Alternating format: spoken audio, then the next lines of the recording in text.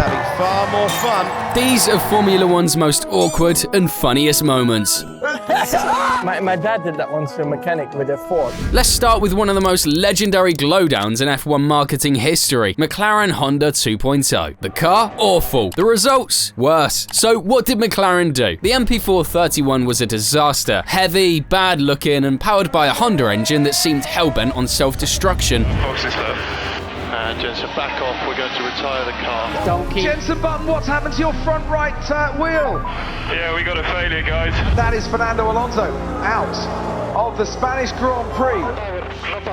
But instead of sulking like Ferrari might, the Papaya gang leaned into the chaos with content. I mean, you'd think a team with two world champs, Alonso and Button, would be grinding every day to bounce back. Nah, these guys are just different gravy. And the wildest part, they knew it. McLaren wasn't trying to convince anyone they were back. They were out here playing rodeo with reality. Like, if you can't win races, at least win the internet, right? Hey dude, I feel so confident speaking like an American. Me too. Can't wait to eat a hot dog. I'm totally psyched, American bro. Woo!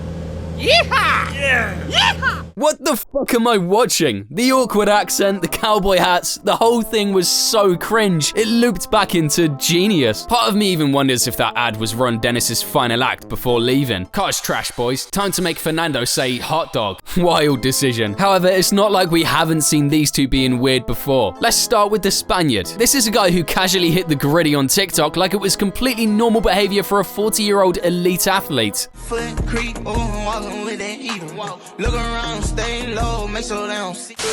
You've got him doing beer ads with dramatic camera angles and a smirk like he's auditioning for a telenovela.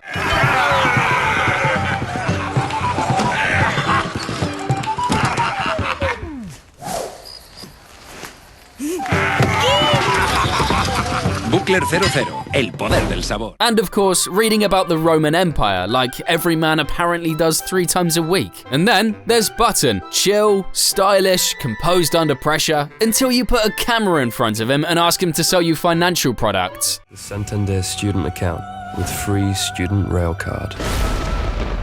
For for femme, for student.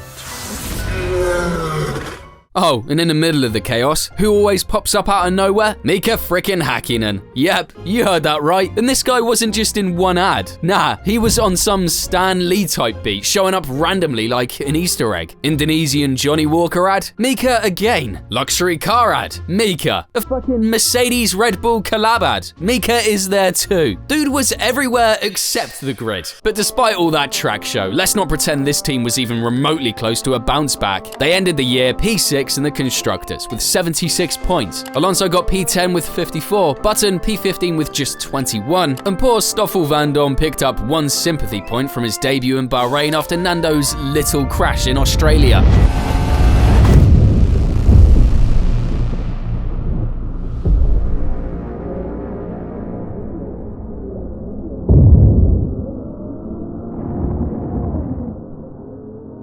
Anyway, while the Woken team had us laughing with them, the next trio, you'll be laughing at them. I'll show you what happens when too much money meets 0 brain cells. Il predestinato? Not quite. More like El desastroso. Enter Mahavir Raghunathan, a man whose legacy includes the most infamous 3-point turn in motorsports history.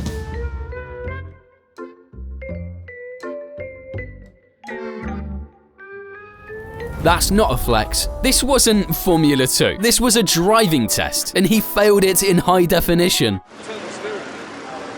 But Raghu wasn't alone in turning racing into reality TV. Then comes Nikola Solov, aka the Bulgarian Lion, who decided to pause his F3 campaign to drop what might be the wildest TikTok of the year.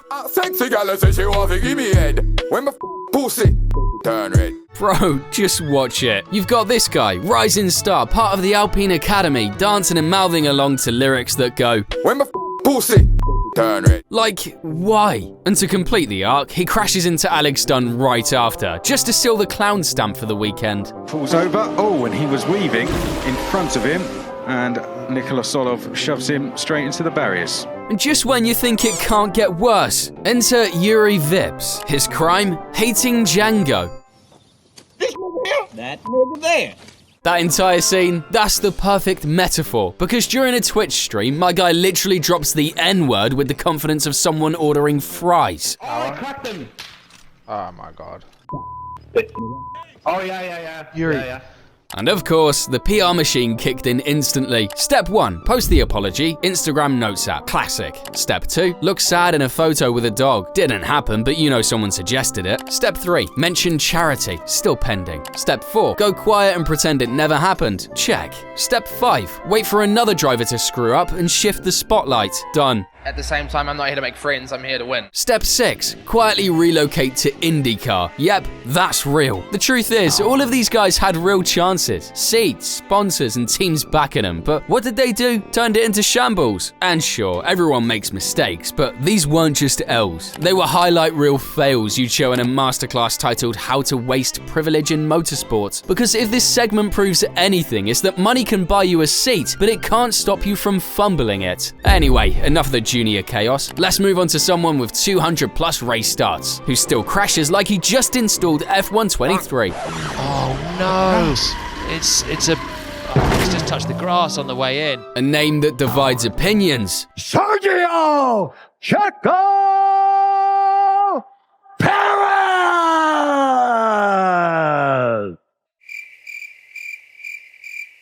The man, the myth, the balaclava. Is he fast? Depends. Is he unintentionally hilarious? Absolutely. Let's be real, Checo hasn't been great on track lately, but off track, 5-star comedy chef. The last time we saw Checo was in Abu Dhabi. Starting Formula 1, and round he goes, Perez spins. Since then, gone. No press, no socials, not even a happy birthday post. Just straight up disappeared. Like the money on my account if you don't hit subscribe. However, while he was hiding from cameras, the internet was not hiding from him. Memes, roasts, jokes about him being washed. People were ready to replace him with literally anyone. So the universe did its thing, and Red Bull gave Liam Lawson a shot. 2 races to demonstrate his capability of driving under pressure while... Goes Liam Lawson. He's done the same thing at the first couple of turns on the racetrack. The Kiwi has hit the barriers. What the fuck? Is he out? Yep, my guy didn't even make it to race 3. Now Tsunoda's taken over, and suddenly, Checo doesn't look that bad anymore. But let's not get distracted, because this man is a goldmine for memes. Yes, memes Checo. Let's talk about his balaclava. There are grown men, real adult, functioning human beings, fighting to get a sniff of it like it's some lost Aztec relic. Not a helmet, not gloves, a sweaty balaclava. I mean, okay, just please don't take it to the bathroom. And then came the video. Checo starts by watching TV, then boom, he's a cowboy.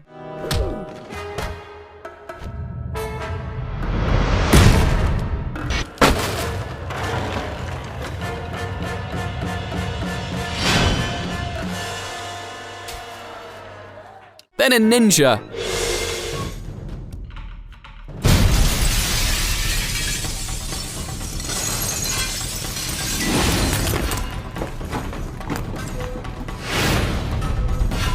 Then a soldier.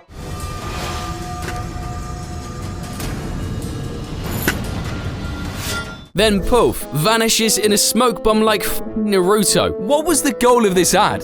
No clue. What did it accomplish? No clue either. Zero context, maximum confusion. Peak sabrosura. And it doesn't stop there. Who remembers that time when the Mexican, fully dressed, got tossed in like it's part of a baptism ritual? And what did he do? Exactly what any regular person would do in that moment. Say cheese. Brother, you're not just a meme. You're elite tier meme mythology. Because in a sport filled with pressure, data, and spreadsheets, there's always time for chaos, and Checo always delivers. And you know who always delivers too? Today's sponsor, Coopert. And yeah, I know, in the last video, a lot of you were tearing me up in the comments saying Coopert might be a scam or just a rebrand of honey. And honestly, I get where you're coming from, but let me clear that up real quick. I don't work with scammers or shady companies. Coopert is 100% legit, totally safe, and actually super well reviewed. They have a Trustpilot rating of 4.8 out of 5 from millions of users who have nothing but good things to say. So here's how Coop It works. You just install the free browser extension on whatever browser you like, Chrome, Firefox, Safari, Edge, you name it. Then, whenever you're shopping online and hitting checkout, Coop It automatically hunts for the best coupon codes and tests them for you. No digging, no guesswork. It just tries all the codes to save you money. On top of that, it offers cashback rewards and price comparisons to make sure you're getting the best deal possible. The best thing? It all happens behind the scenes. Easier than Stroll finding a wall. What's also important, Coop It follows all the industry rules. They don't override or mess with affiliate tracking or steal commissions. So yeah, if you were worried about Coop It being some scam or sneaky scheme, rest assured it's a trustworthy tool used by millions every week. It's just a simple, legit way to save money while you shop online. Thank you again to Coop It for supporting the channel and making these videos possible. Ah yes, Spielberg, home of Red Bull, home of the Styrian Hills, and home of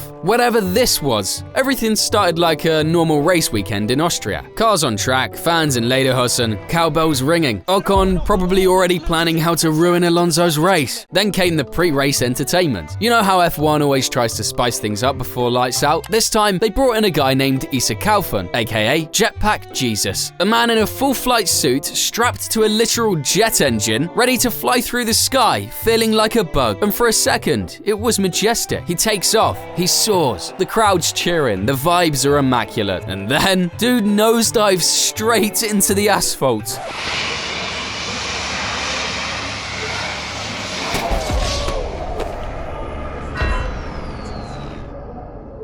Full Iron Man crash landing, zero elegance, 100% spinal risk. Really dangerous, right? Not for Oscar Piastri. This human version of Ferb literally just watched a man fall out of the sky at terminal velocity and didn't even blink. As your fellow Aussie would say once, holy mac and cheese balls. To be fair, Oscar's always been like this. This is the same guy who ended Alpine's entire multi-million plan with one tweet. That was it. No context, no drama. Just one paragraph that shut down an entire storyline. And let's not forget the burger. Oscar Piastri, cool as ever, promoting a jet black burger that looks like it was forged in a goth teenager's kitchen. At this point, I'm not convinced he's a real person. Oscar isn't a driver, he's a background NPC with god-tier reflexes. And then, because this universe is beautifully cursed, Piastri's mum logs on to Twitter. If you don't know her yet, Oscar's mum is basically the final boss of F1 Twitter. She roasts him regularly, publicly, with precision. And the best part, he never reacts. This entire weekend felt like a fever dream. Jetpacks, black burgers, dead-eyed drivers, savage mums. And all of it captured in 4K awkwardness. Because that's what the pinnacle of motorsport does best. It mixes danger, disaster, and deadpan energy, and somehow makes it content. But you know what else felt like a fever dream? When the safety car straight up crashed in Monza in 2024 during a pre-race test.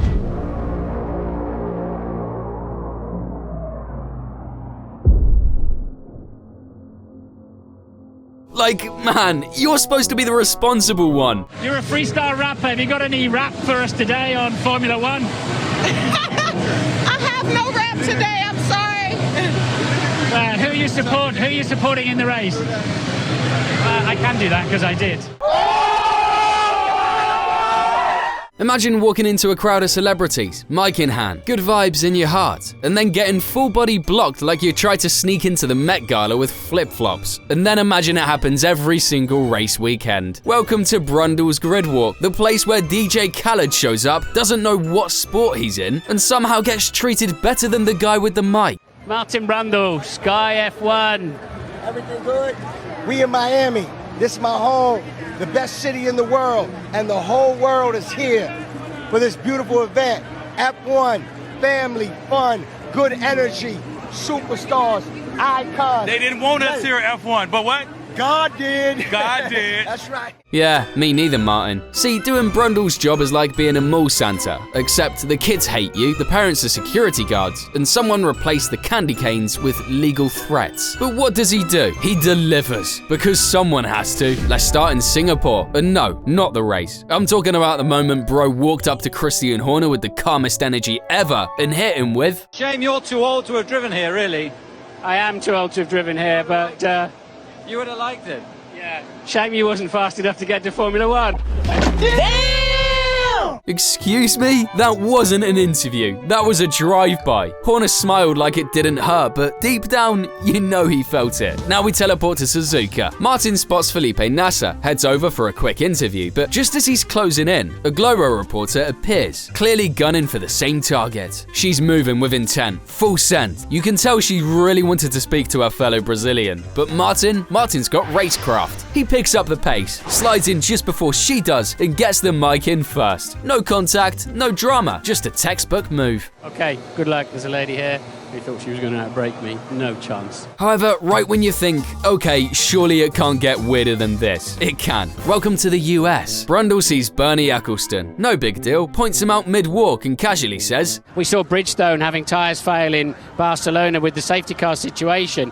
Surely we just have to have a sensible pill and say, okay, this is the situation we find ourselves in. Pills? What kind of pills? Is Bernie handed out multivitamins? Tell me where we can buy the pills. I think we need to talk to Mrs. Ecclestone. Maybe this needs a woman's common sense here. Oh, those kind of pills. Roger. Mrs. Ecclestone, this needs a woman's intuition on this, don't you think? Nothing to say, nothing to say.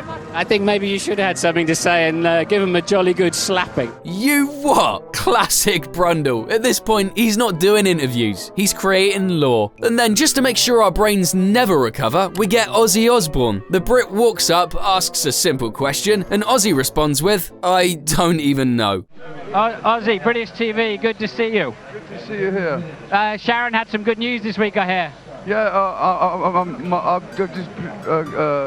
I'm currently writing a musical about the life and times of Rasputin, the Mad Monk, and we just got they're allowing it to go on Broadway. All right, I'll try and think of a question for that answer. Did you bring the dogs with you? No, they're all at home shitting. Excellent, thank you very much. Brundle just nods like it's all perfectly normal and keeps walking. Right before the most controversial race of the season, F1 hit us with a plot twist. Not on the track, not in the paddock, right in the middle of a press conference. With a 93-second and a 187 words monologue, and honestly, it broke reality. Let me set the stage real quick. It's 2014, we're in Abu Dhabi, final race of the season, title fight between Rosberg and Hamilton. The FIA, for whatever reason, thought, let's make it interesting, so they decided to double the points for that race. Yeah, that actually happened, but whatever. That's not even the weird part, because right before all that madness, we got the most iconic press conference in F1 history, and it had nothing to do with tyres, strategy, or lap times. It all starts with this man, Walter Costa. Now, I don't know if this guy's a journalist, a philosopher, or a wizard. The first words out of his mouth, gentlemen, a short view back to the past. And right there, I knew we were doomed. Gentlemen, a short view back to the past. 30 years ago, Niki Lauda told us, take a monkey, place him into the cockpit, and he is able to drive the car. 30 years later, Sebastian told us, I had to start my car like a computer. It's very complicated. He keeps going and going and going. And I'm not exaggerating when I say I've seen this clip like 20 times and never finished it. In the end, Rosberg ended up losing the title after dropping back to P14 with a car issue. So Nico, box, box, box. Too many problems with the car. Box, box. Okay, Lewis, so Nico looks to not be a threat now. Nico's not a threat now. I would like to go to the end. We're happy for you to continue.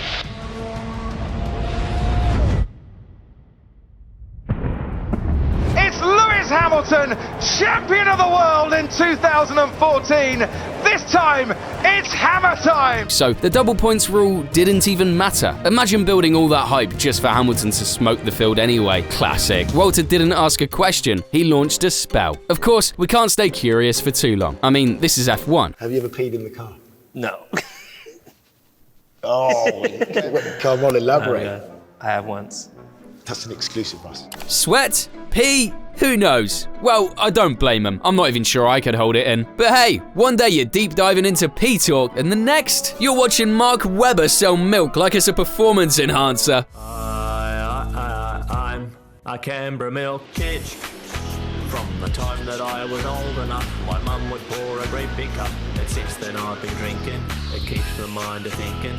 Wherever I am, wherever I roam, the thing that always brings me home is the taste that I've been missing, the Canberra milk tradition. It starts kind of funny. Mark Webber, ex-F1 gladiator, casually jogging through floating boxes of milk like he's leading a dairy cult. And not just jogging, he's singing. With this smooth, seductive tone like he's recording the creamy version of Careless Whisper. Normal Tuesday stuff. At first, I laughed. Then I asked the dumbest question ever. How much of this can I handle? I had one mission. Last longer than Hulkenberg. Nico Hulkenberg came within 10 milliseconds. Spoiler, I didn't. Phase 2, hit like a rogue tire. Ted Kravitz, Max Verstappen about to come. Then Phase 3 came crashing in. And already Piastri is coming at Verstappen. Verstappen's coming at Lewis Hamilton. Phase 4, even the commentary box is into it. I think I was watching Lewis Hamilton when he came on the screen. And are we in a race broadcast or a creamy fever dream? And that's how I hit Phase 5, where the inevitable happened. Goes around the outside,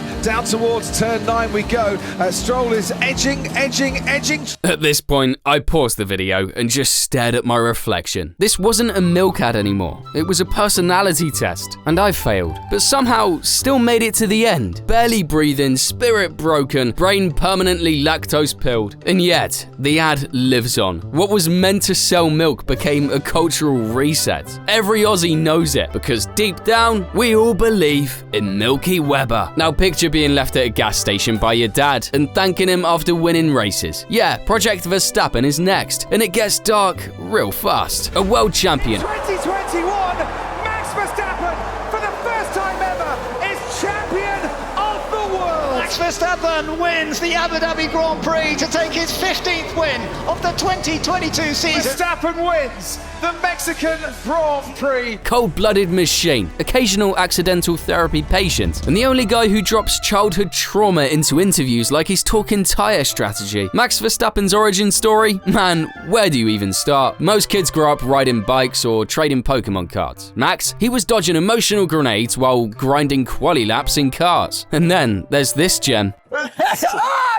My dad did that once to a mechanic with a fork. Bro said that like he was describing the weather. Let's rewind. Jos Verstappen, ex-F1 driver, Dutch meme fuel and graduate of the Darth Vader School of Parenting, had one goal: build the ultimate driver. Not with love, with lap times. Jos didn't parent, he trained him like a machine built for racing. Like the time he left Max at a gas station after a bad race. Just dipped, gone. Real life rage quit. Worse, Max didn't even frame it as abuse. He just accepted it. In an interview, he said Jos used to tell him, My dad never said I was going to be a champion. He was always the opposite. He would tell me I was going to be a truck driver or like a bus driver. Really? Yeah. Bro, that's not motivation. That's psychological warfare. And yet, somehow it worked. Because now, under pressure, Max doesn't flinch. Tires dead, teammate in the wall. Team radio melting down. His brain just calmly says, at least I'm not on a bus. Jos wasn't just a tough dad. He was the FIA, the tire deg, the Red Bull politics, all rolled into one man with zero chill. That's why Max races like a Terminator. By 17, he had the composure of a war veteran. He doesn't even trauma dump anymore. He leaks it. Like, yeah, softs were cooked. Also, my dad once tried to strangle a guy with a wrench. And poor Danny Rick is just sitting there like, bro, I was trying to talk about mangoes. But here's the twist. He still defends Jos. Says he owes him everything. That's the final plot beat. You train a killer, and the killer thanks you for it. Max Verstappen didn't just beat the grid. He beat life on hard mode. And now he's about to become a dad himself. Kelly Piquet is pregnant, and Max just entered the second chapter of this saga. The sequel's already writing itself. So the universal question is, if you were raised a certain way and it made you successful, would you raise your kid the same way, even if it hurts you? Bloody hell, this wasn't just a video, it was a greatest hits album of awkward,